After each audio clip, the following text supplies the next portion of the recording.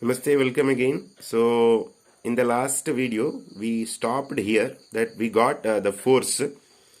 Within 2 minutes we got the answer for force, or in 1 minute itself you can get the answer for force. So third problem we are dealing with. So we got the answer for force and we need acceleration, that we know. Force by mass is given 9.1, actually it is given, so I'll approximate 9 into 10 to the power minus 8 by 9 into 10 to the power minus 31. What you have to deal is only with the powers. Dealing with that, minus 8, this minus 31, when it goes to the numerator it becomes plus 31, 10 to the power minus 8 plus 31, so answer is 1 into 10 to the power 23. But in terms of 22 answers are given. In terms of 22, 23 is not at all there, so you have to write a 22. You have to write a 22. So what will it be? If I want to write 22 here, power 22 here, this becomes 10. So 10 into 10 to the power 22 meter per second square.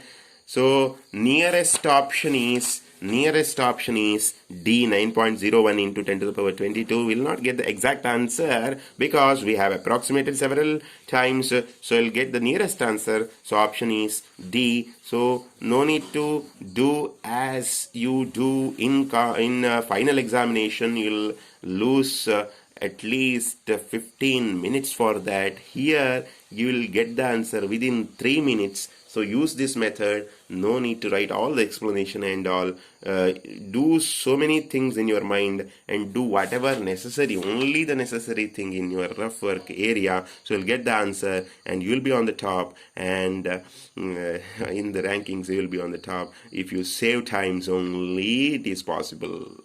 Right? Okay. Next, this is enough, I think.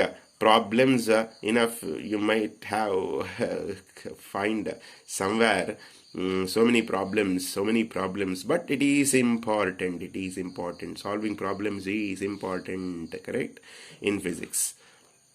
Okay, next topic is electric field. So what we have discussed till now, do you remember? That is about force, electrostatic force. That is, in definition, you may be remembering, in definition of electrostatics we have seen, it is the study of forces, fields and potentials arising from static charges. Forces, fields and potentials. So forces are over.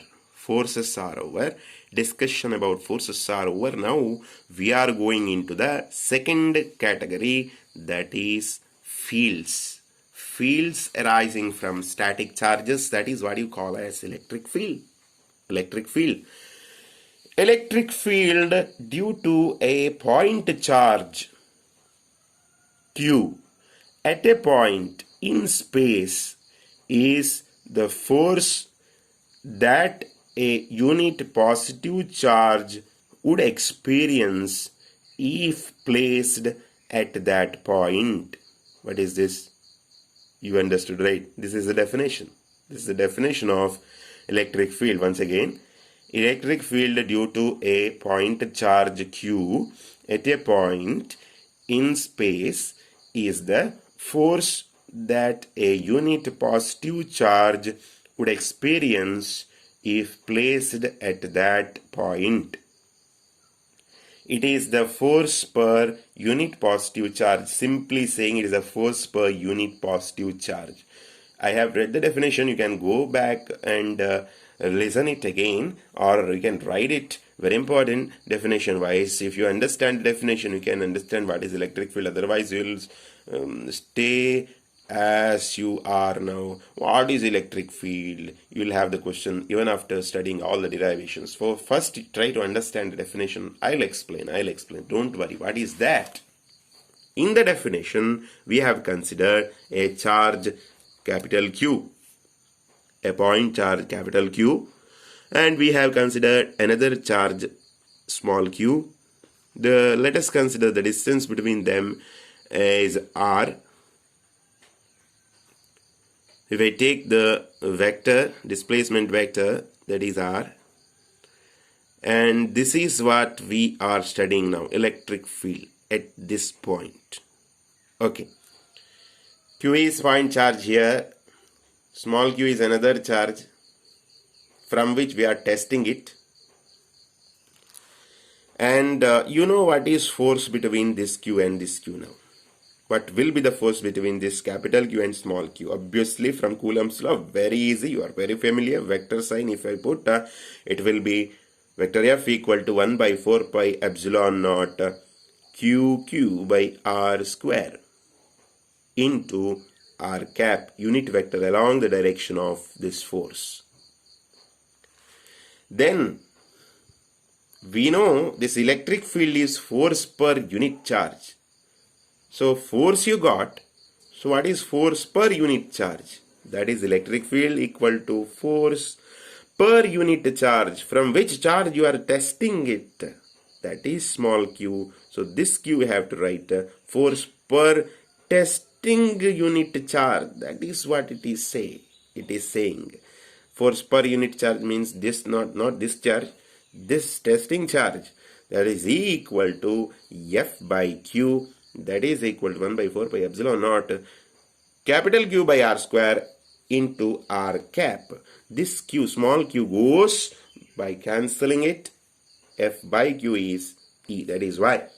So general equation for E, electric field, is 1 by 4 pi epsilon naught Q by R square into R cap. This is the electric field. Electric field due to point charge Q, capital Q. So from this you can say force is small q into E. Force is small q into E. What is E? Electric field due to Q. So in some competitive examination, without giving the value of this Q, you can find what is force. If electric field is given, if the testing charge is given, you can find what is the force acting on the charge. No need to give the value of Q. Even if Q, capital Q, is not given, you can find the force using this, or using this you can find E. You can find E, force and Q. Force and testing charge if it is given. Test charge is given means you can find electric field. Obviously you can remember these relations, very important relations for competitive examinations also. Here Q, capital Q, is called source charge.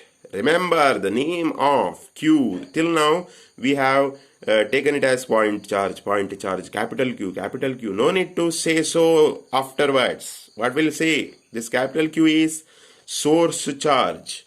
Remember, we will use this term later so many times. Source charge, and small q is test charge. Small q is test charge. Why it is source? Source which is producing electric field.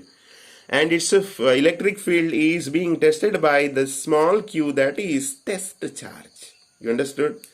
So, from this explanation you can understand what is the definition. You can rewind it and you will get the relation between this explanation and this statement. So you'll understand easily what is electric field. What is electric field? We are discussing, okay? So that is why you first listen this and listen after that this, and then get the relation between this and this. It is video, no? Once again you can rewind it. You can look at it again and you can understand very easily. Correct? That is the benefit of this. In class, you have to ask. In videos, you can rewind it. You can go back and clear your doubts. Still, if you have any doubts, you can comment and ask. Don't hesitate. Okay? Yes. Next, some important points you have to remember here. SI unit of electric field is Newton per Coulomb, that is force by charge. So Newton per Coulomb, or another unit, volt per meter. Volt per meter. These are the two SI units of, remember, SI units of electric field. Electric field is a vector that you know. Vector sign is there. Electric field is a vector. It has a direction. Suppose if Q is positive, this source charge is positive, means then the electric field E is radially outward. Radially outward means if you say this is a circle like this and you are placing on the circle a test charge small q, then at this point direction of electric field will be radially outward. This is a radius. Radially outward it is when q is positive. Source charge is positive. Okay, understood? Other case, if q is negative, this q is negative means you are placing the test charge here. This is a circle, this is a circle, or sphere, okay, not the circle. I am drawing the circle, but it is sphere. On the sphere, on the surface of sphere, you are placing this q. Then E is radially inward. I am drawing the circle. Actually, it is a sphere. Okay. On the sphere, you are placing the charge and you are testing it. Then E will be radially inward. Positive means radially outward. Negative means radially inward. One more point, third point. E has spherical symmetry. What do you mean by spherical symmetry? Let us see. Q is here. Source charge capital Q is here. We'll consider first one circle around this. I am drawing the circle. Actually, it is a sphere. Remember, it is a sphere. One sphere around Q, and radius of that sphere is R1.